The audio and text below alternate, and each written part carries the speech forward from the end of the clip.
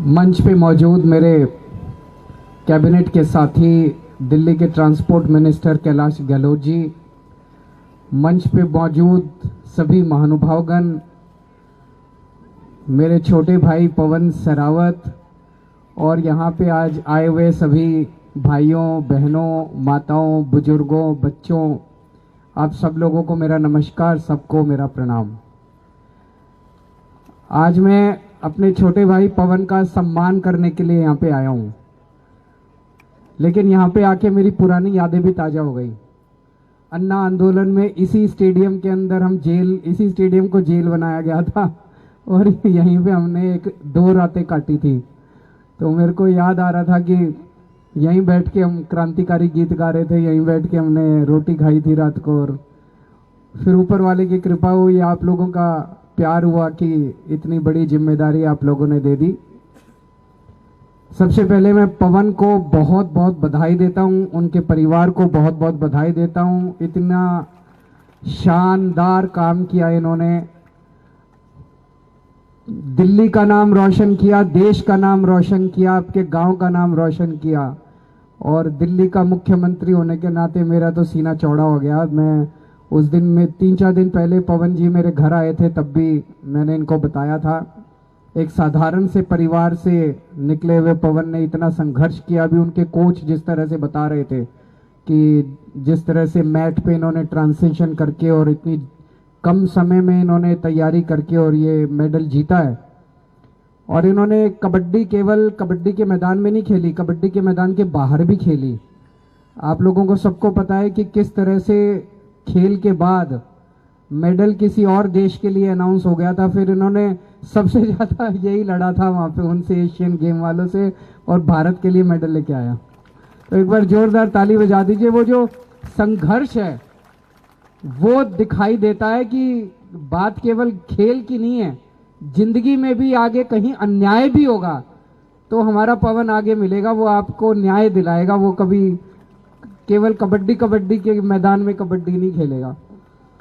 तो आज की हमारी जो पॉलिसी है, आज की पॉलिसी के मुताबिक पवन को दिल्ली सरकार 1 करोड़ रुपए की राशि देगी। जल्दी हम इनके सम्मान में दिल्ली के 7 खिलाड़ियों ने अलग अलग क्षेत्रों में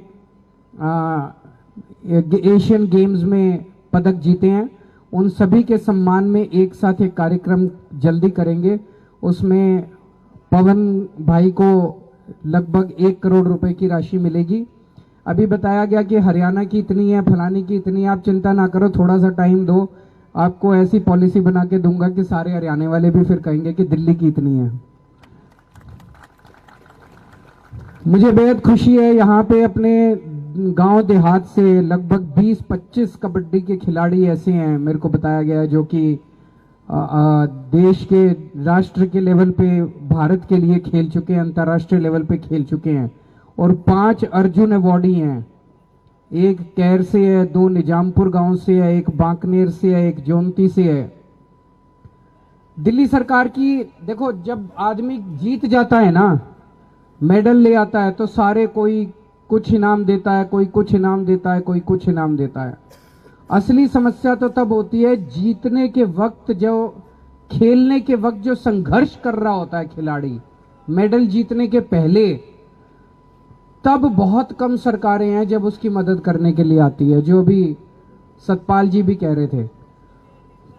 दिल्ली में हमने 2-3 किस्म की पॉलिसी बना रखी है। एक प्ले एंड प्रोग्रेस है, छोटे बच्चे 13-14 साल से कम उम्र के बच्चे, अगर उनके अंदर हमें पोटेंशियल दिखाई देता है तो हम उनको साल के 2 से 3 लाख रुपए देते हैं कि भाई आप अपना हुनर, कोचिंग करनी है कोचिंग कर लो, खाने पीने पे खर्च कर लो। जैसे हमने सुना चाइना में और अन्य देशों में वो छोटे छोटे बचपन में पकड़ लेते हैं बच्चों को और तब से उनको तैयार करना चालू करते हैं खेल के लिए। अभी उस लेवल पे तो हम नहीं पहुंचे कि हम बच्चों को पकड़ लें, लेकिन बच्चों की मदद तो कर ही सकते हैं थोड़ा सा पैसा देके। तो वो हम प्ले एंड प्रोग्रेस पॉलिसी है, जिसमें 13-14 साल से कम बच्चों को अगर उनमें हमें हुनर दिखाई देता है कि ये बच्चा बड़ा होके इस खेल में कुछ कर सकता है, तो उसे साल के 2 से 3 लाख रुपए हम देते हैं।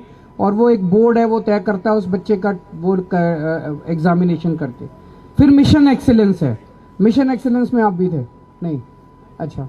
मिशन एक्सीलेंस है, मिशन एक्सीलेंस है जिसमें जो नेशनल लेवल पे खिलाड़ी होते हैं, नेशनल लेवल पे अगर कोई मेडल ले आता है तो उसको तैयारी अंतर्राष्ट्रीय स्तर पे या राष्ट्रीय स्तर पे फिर और अपना वो सुधारने के लिए 16 लाख रुपए उसको साल के दिए जाते हैं, ताकि वो अपनी कोचिंग कर सके, अंतर्राष्ट्रीय कोच रखना है वो रख सके, तो 16 लाख रुपए उसको दिए जाते हैं। जब मैं पहली बार चुनाव लड़ा था तो गांव देहात में जब भी जाता था, एक सबसे बड़ी डिमांड होती थी, जी सबसे ज्यादा खिलाड़ी हमारे गांव देहात से निकलते हैं, लेकिन गांव देहात में खेलने की सुविधा बहुत कम है। मैं आपको बता दूं, एक तो ये बवाना स्टेडियम जो है इसको पूरा चमका दिया गया, आप लोगों ने देखा होगा। 16 करोड़ रुपए इस बवाना स्टेडियम को रिनोवेशन करने के लिए खर्च किए गए हैं। नजफगढ़ में नया स्टेडियम, नया स्पोर्ट्स कॉम्प्लेक्स बनके तैयार हो गया है। कैर में नया स्पोर्ट्स कॉम्प्लेक्स बनके तैयार हो गया है। मुंडेला में नया स्पोर्ट्स कॉम्प्लेक्स बनके तैयार हो गया है। पूटकला में सिंथेटिक ट्रैक बनके तैयार हो गया है। प्रहलादपुर में स्पोर्ट्स कॉम्प्लेक्स बनके तैयार हो गया है। कटेवड़ा में सैंक्शन हो गया और बहुत जल्दी बन जाएगा। मित्राओं गांव में, झड़ोदा में, समसपुर में, इन सब जगह स्पोर्ट्स कॉम्प्लेक्स बनके तैयार हो रहे हैं। इतने बड़े स्तर के ऊपर मात्र 7 साल के अंदर किसी सरकार ने, मैं नहीं समझता कि गांव देहात के अंदर स्पोर्ट्स इंफ्रास्ट्रक्चर को बढ़ाने के लिए कभी काम किया होगा।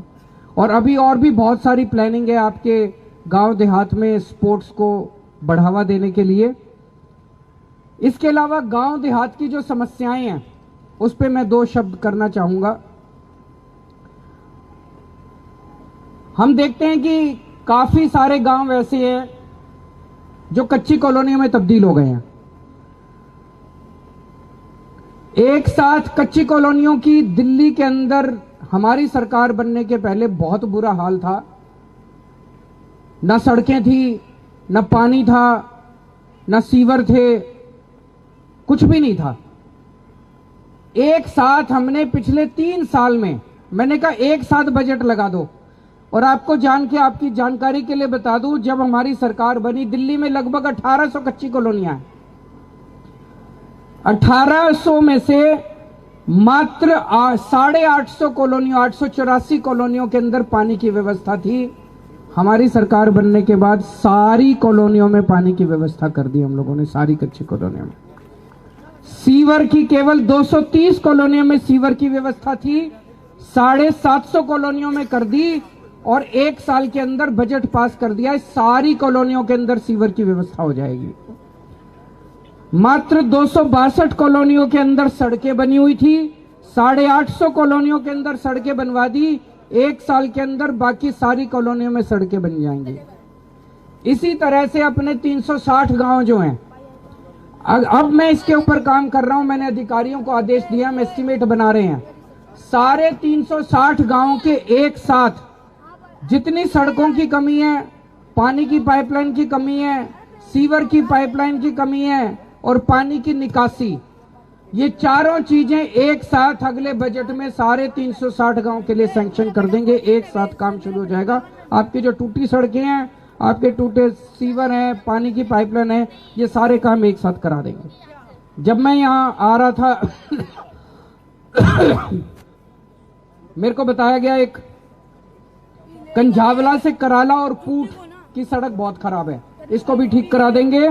नांगलोई से नजफगढ़ रोड जो है उसका बहुत बुरा हाल है, लेकिन वहां पे पानी की निकासी की समस्या है, तो उसकी पानी की निकासी की समस्या भी ठीक करा रहे हैं और उस सड़क को भी ठीक करा रहे हैं। दोनों के हमने ऑर्डर दे दिए हैं। गांव देहात में धारा 81 और धारा 33 की समस्या रहती है, इसके लिए मैं भी बहुत लड़ा हूं। हमने विधानसभा में भी प्रस्ताव पारित किया था 2 साल पहले, उसको हमने सेंटर में भी भेजा, लेकिन हमारे हाथ में नहीं है, वो केंद्र सरकार के हाथ में है, एलजी साहब के हाथ में है। मेरी तरफ से मैं उनके से बात बीच बीच में उठाता भी रहता हूं, उठाता भी रहूंगा, आपके साथ में संघर्ष करता रहूंगा। यहाँ पे बगल में लिबासपुर में अभी शानदार स्कूल बना है, स्कूल ऑफ स्पेशल एक्सीलेंस। सोचो गांव देहात के अंदर कभी किसी सरकार ने, हमारे से पहले 75 साल में किसी सरकार ने ध्यान नहीं दिया होगा। इतना शानदार स्कूल बनाया है, दूर दूर से लोग इस स्कूल के अंदर अपने बच्चों का एडमिशन कराने आ रहे हैं। और आज जैसे इन्होंने बताया, मंत्री जी ने 990C बस का उद्घाटन किया गया है। बवाना से रिठाला मेट्रो स्टेशन जाएगी और बीच में बरवाला, पूठ खुर्द और प्रहलादपुर गांव भी ये जोड़ेगी रिठाला स्टेशन से। बात केवल एक इसकी नहीं है, आपका बेटा और आपका छोटा भाई कैलाश गहलोत जब से परिवहन मंत्री बना है, ये लड़ के जितनी नई बसें खरीदते हैं सारी ये देहात में लगवा देता है। तो आपने ये देखा होगा कि जितनी बसें इन दिनों में पिछले 2-3 साल में देहात में लगी हैं, पहले शायद कभी इतनी बसें आपने चलती हुई देहात में नहीं देखी होगी। सबसे कमी तो देहात में ही रह जाती थी। कभी कहते थे हमारी इतनी वो नहीं है, ज्यादा लोग नहीं है, सवारियां नहीं है, तो बस घाटे में चले या फायदे में चले जनता को। सरकार कोई पैसा कमाने के लिए थोड़ी बैठी है जनता से, सरकार तो सहूलियत देने के लिए बैठी है। तो सहूलियत दे रहे हैं, बसें खूब चल रही हैं। और एक मुद्दा है डीटीसी पेंशन का, जो डीटीसी पेंशन के कई सारे कर्मचारी धरने पे बैठे हैं और मेरे को बड़ा बुरा लगता है भाई साहब।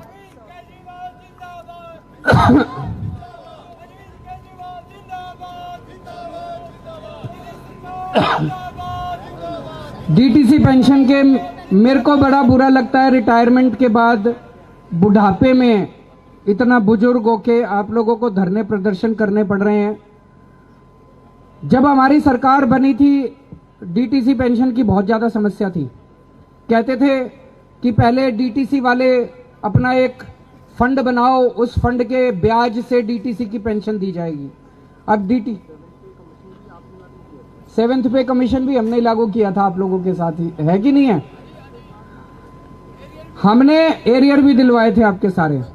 हमने आने के बाद ये तय किया भाई डीटीसी के पास अपना कोई फंड वंड नहीं है, डीटीसी नहीं दे सकती, दिल्ली सरकार पेंशन देगी आपकी।